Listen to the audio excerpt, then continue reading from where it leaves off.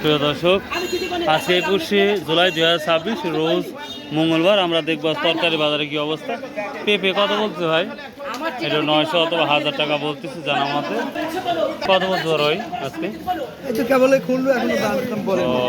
লেবুর কি দাম বলছে ভাই বৃষ্টির মধ্যে? লেবুর দাম তো ভাই ঠিক নাই। তা 700-800, 800, 900, 700। 800, 900, 400 না। আজ তো বেশি হওয়ার কথা না ভাই? কত করছে? 2000 কত করছে? 1500-1600। আজ তো বেশি হওয়ার কথা রে ভাই। হ্যাঁ তা তো জানি তো। ঢেঁড়স কার রে বা কত কি হলো? পটল কত করছে আজকে? 1400-1500। পটলের দামও বাড়ছে বৃষ্টির কারণে একটু, মাশাআল্লাহ। 1400-1500, তবে আমদানি কম। আশা করা যায় একটু পর আমদানি বাড়বে। কি করছে ভাই? 2018 ঢেঁড়স না? আর এই তরকারিটা কি অবস্থা?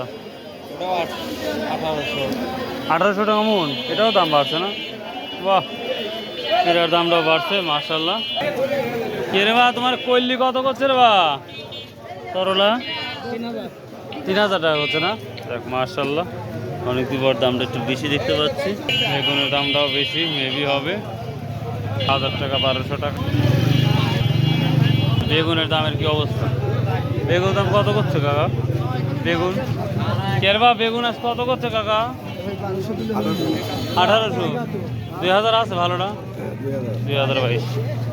এই ছিল তরকারি বাজার আপডেট। আসসালামু আলাইকুম ওয়া রাহমাতুল্লাহ।